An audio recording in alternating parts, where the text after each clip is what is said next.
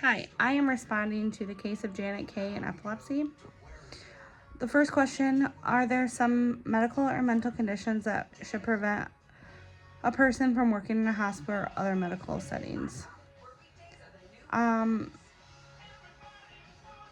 said, like, in general, the ability to work in a hospital or a medical setting should be determined on an individual's capacity to perform their job responsibilities safety and effectively rather than a medical condition. I think there is some medical conditions that can go treated that shouldn't necessarily prevent you from working in there.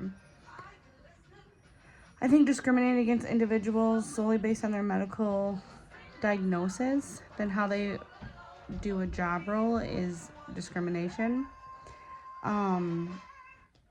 In Janet's case, the epilepsy was controlled, but her condition did worsen over time. So I think, like, it's iffy because it would be essential for medical professionals to undergo the health assessment to ensure that she could fill her role safely. But with epilepsy, sometimes the seizures just come on and off without any control. The second question, what should have been done when Janet's coworker shunned her? When Janet's coworker shunned her due to her epilepsy and the fear of not knowing how to help her during a seizure, several steps could have been taken. I think the first and foremost is educating and training. So if you don't know what to do in that situation, if you didn't have the training, then you wouldn't know.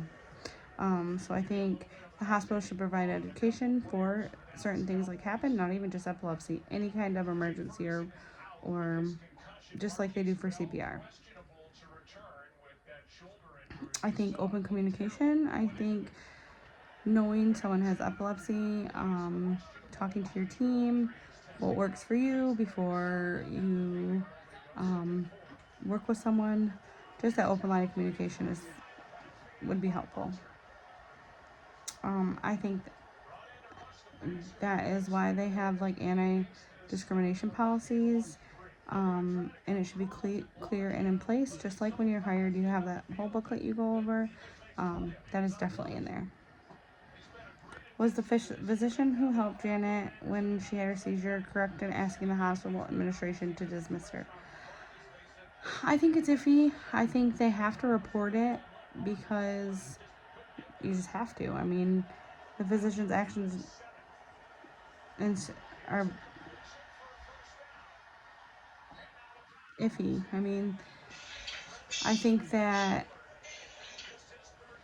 for her safety and other people's safety, it was correct to report her, but to advocate for her dismissal is a little iffy because she doesn't really know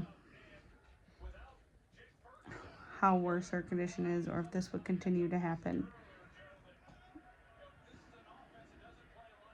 Should Janet have been given the opportunity to work in surgery? I think that as long as Janet disclosed her diagnosis and it was under control and it was treated, she should have been able to. But I think that as soon as there's signs, symptoms, that is when it should stop. I think that it's an iffy situation because one mistake, one mess up during surgery could cost somebody's life, your life. You just never know. So I think that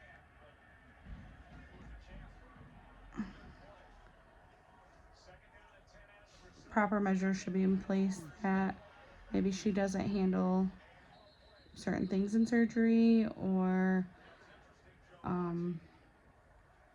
definitely should be